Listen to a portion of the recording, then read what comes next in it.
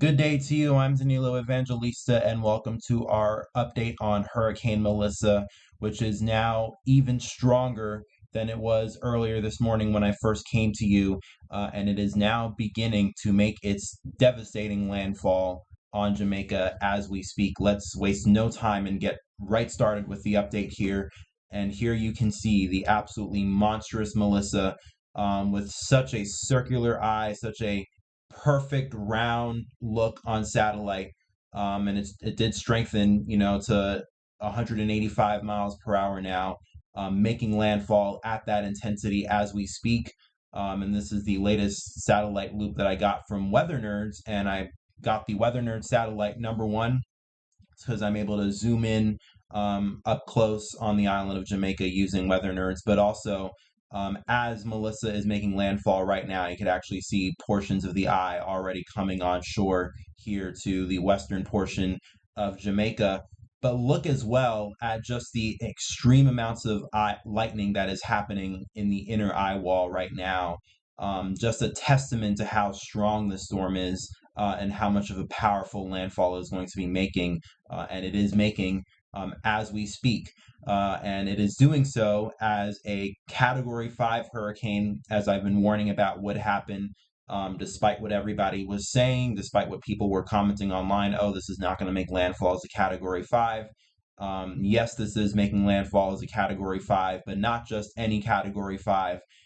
It is right now with maximum sustained winds at 185 miles per hour and a minimum central pressure of 892 millibars. Just absolutely incredible. This is the third strongest hurricane on record now in the Atlantic Basin. This ties the strength of the Labor Day hurricane of 1935, which made landfall in the Florida Keys. But this is happening on the island of Jamaica right now. And I'll switch over to the radar imagery here, and I had to get it from a kind of cheap website like Zoom Earth. Not knocking the website, but this is not the professional radar because for some reason that won't load. But you could see the radar shot right now out of Jamaica. The eye is coming on shore. Portions of the eye wall are already on shore on Jamaica right now, so we are already getting some of those 170, 180 mile per hour winds on shore right now. And we're also getting as well the storm surge, the 9 to 13 feet storm surge as the southern, especially the southeastern portion of the eye wall right now is also coming on shore. And to be fair, luckily, this is happening on the western side of the island. As I've said before, it's not happening near Kingston. So we're not talking about a super populated area where this is making landfall right now. But this will, get, I think, pretty close to Montego Bay. I mean, this will be moving off to the northeast, but Montego Bay might get in some of the strong winds. But probably, hopefully not the 175, 185 mile per hour winds that this is having right now, but it is all coming on shore. And in fact, the National Hurricane Center actually says Melissa's eye approaching the southwestern coast of Jamaica. Stay in your shelter. And this is probably a very extremely worded National Hurricane Center advisory, probably the most extreme I've ever seen. They say this is an extremely dangerous and life-threatening situation. Do not leave your shelter as the eye passes over, as the winds will quickly and rapidly increase on the other side of the eye. And that's a mistake that people commonly make.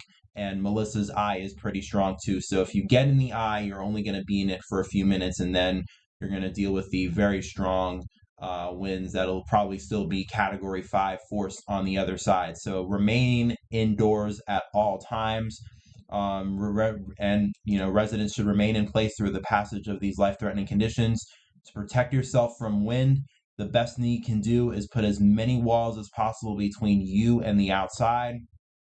Go to the most interior room of whatever place you might be in without windows, because 185 mile per hour winds are definitely going to blow out the windows. There's no question about that. and that is very dangerous, especially for your life. And ideally, one where you can also avoid falling trees is the best place you can be in a building. You can also cover yourself with a mattress and wear a helmet for added protection. And once again, the current intensity is at 100 and is at 892 millibars, 185-mile-per-hour winds, and those 892 millibars came from a drop zone that the recon found. And by the way, there is no more recon in the storm right now as it's making landfall, so we're not going to get any more recon flights for some time. But just before, about an hour, I think this was actually more like a few hours ago, as this, before this started making landfall, recon did find a pressure 893 millibars, but with winds at 13 knots. So you gotta extrapolate down to 892 millibars. And once again, this is an extremely intense storm, and this rivals the pressure of the Labor Day hurricane from 1935. And I think this probably will tie the Labor Day hurricane of 1935 as the most intense landfall on record in the Atlantic basin as a whole, and globally as well. Probably also going to be one of the most intense landfalls on record on a global scale too. So this is not just about breaking records for the Atlantic, but this is also breaking records as well for the entire globe. That just goes to put into perspective how crazy of a situation this is going to be. And then what I also found astonishing is this drops on not in the eye, but in the southern eye wall. And the surface winds found on the drop zone was at 172 knots. Now, the National Hurricane Center went with 160 knots, which is 185 miles per hour. I think 172 knots would roughly be 195 miles per hour. So it's possible that potentially recon found stronger winds than what the National Hurricane Center went with.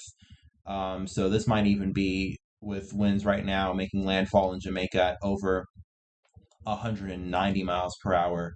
But I think it doesn't really matter. I think, it does matter that we have 190-mile-per-hour winds very likely, but I don't think it matters in the context of 185-mile-per-hour winds is extreme enough. It's already going to do so much damage. Maybe being off by 5 to 10 miles per hour is not really as relevant, since what we are already dealing with is such an extreme situation. And it's so unfortunate that that's what is unfolding right now in the island of Jamaica. But I should also once again remind you, it's not just going to be the 185 to 190 mile per hour winds coming on shore right now. It's also going to be the rainfall. And this is the 2-day additional rainfall forecast. So this is not just the total rainfall that's expected, but this is the rainfall that is expected additionally on top of the probably many feet of rain that we've already been seeing across portions of the northern Caribbean. And in Jamaica, a large part of the island still has 20 to 30 more inches of rainfall to go. And Cuba as well. And as Melissa moves, through Jamaica here and eventually moves onshore to the north, offshore to the north, we're going to have to start talking a lot more about Cuba, because things are also beginning to look very serious for them. Because this still will be a major hurricane as this is heading towards Cuba. Obviously, will not be a 190 mile per hour storm like we're seeing right now. The absolutely devastating situation that we have right now, 185 miles per hour, 892 millibars. And this is going to make history. This is probably going to be a storm that we're going to be talking about for decades to come. This is definitely going to be a storm that'll be etched in Jamaica's history for probably centuries to come. People are going to be talking about this for a long, long time. And I can also just imagine the amount of human impact and loss of life that we're going to see with this, especially in the island of Jamaica. And those impacts will probably be at least short term on the news for the next weeks and months to come. So I'm praying for everybody that's in the island of Jamaica right now. And hopefully everybody that was able to prepare and head to a safe place was able to do so, and hopefully we can get out of this situation with as minimal loss of life as possible. Definitely going to see a lot of loss of property, unfortunately, because I mean, how are you not going to lose a lot of property with 185-mile-per-hour winds? But that's just the unfortunate situation, and we will continue to monitor the progress of Melissa throughout the day. And, you know, as this will now be moving through Jamaica, and eventually later this evening will probably be north of the island, we're going to have to start focusing our attention on Cuba as well. And I will continue to provide updates on that too. And if you want those updates, please make sure to follow me right here on YouTube. Obviously, we're going to be doing more updates throughout the day and the next several days for Cuba. Obviously, you know, to continue to update you on what's happening with Jamaica, you know, right now as it's making landfall, and also on, you know, the impacts that we're going to be dealing with and the aftermath for the days to come. But also, you know, for updates for Cuba, the Bahamas. Follow me on YouTube if you haven't already done so, and make sure as well to follow me on Twitter because I'm posting on there quite a lot as well. Thanks for joining us on this update. Thanks for joining me.